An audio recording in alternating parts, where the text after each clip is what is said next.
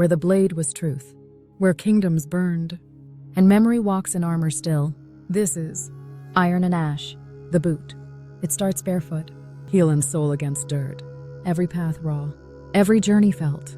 The earth was closer then, grain and gravel, the world not yet cushioned. Then came the sandal, woven leather and rope, protection for prophets, mobility for soldiers. Jesus walked in sandals, across Galilee, through dust and doubt. The road holy, the journey endless, every step a sermon. The Roman soldier marched in them too, miles under the sun, straps and studs. The empire expanded one footstep at a time. They wore caligae, military sandals with hobnails hammered into thick soles. More armor than fashion. Each nail clicked like a warning on marble floors, found in abandoned forts, still echoing authority. Then the boot, thick, tall, battle-hardened leather, the foot encased, a soldier's confidence, marching through mud, through blood, through Europe's endless warfields. The combat boot, World War to World War.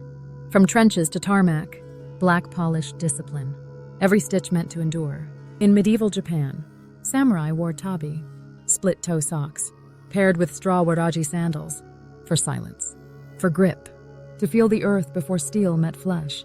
Then the cowboy boot, pointed toe, high heel, built not for comfort, but for stirrup and style, a rider's swagger.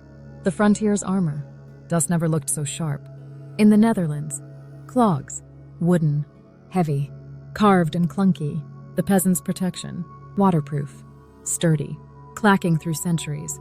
During French revolutions, the sans-culottes wore wooden shoes, sabots. Sabotage was born from throwing them into machines, feet as protest, shoes as weapons.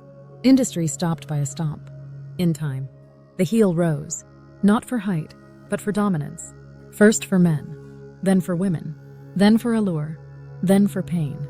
The high heel became a weapon, a statement, a ritual, a prison with red souls, runways and boardrooms, sex and power, wrapped around an ankle, women and shoes, an ancient affair, Cinderella myths, glass illusions, a symbol of status, of escape, of identity, and Dorothy, her ruby slippers, clicking through Oz, transport as magic, power as glitter, every step a spell.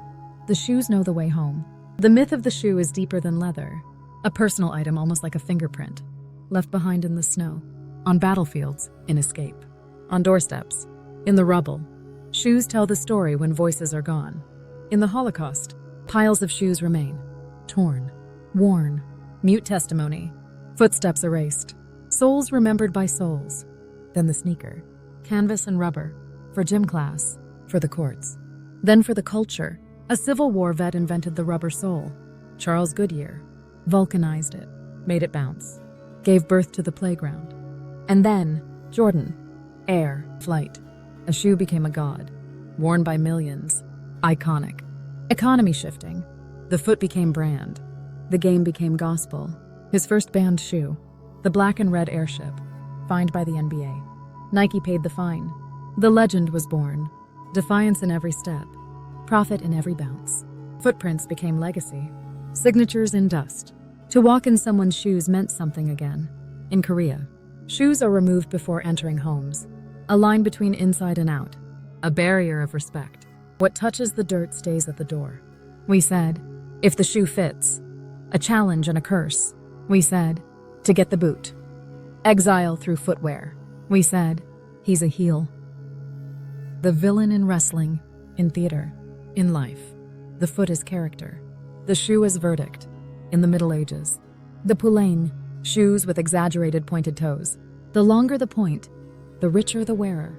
Status sharpened into fashion.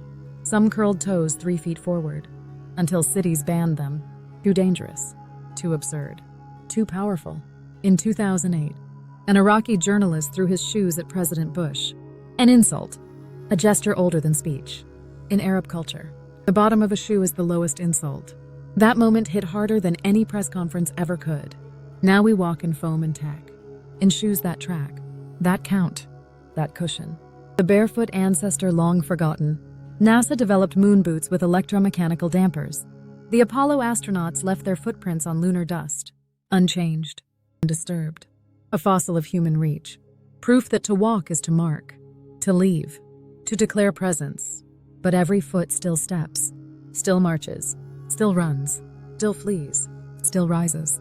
From sandals in the sand to moon boots on craters, the journey is always told from the ground up, where memory walks in armor and echo rides the air. This is Iron and Ash,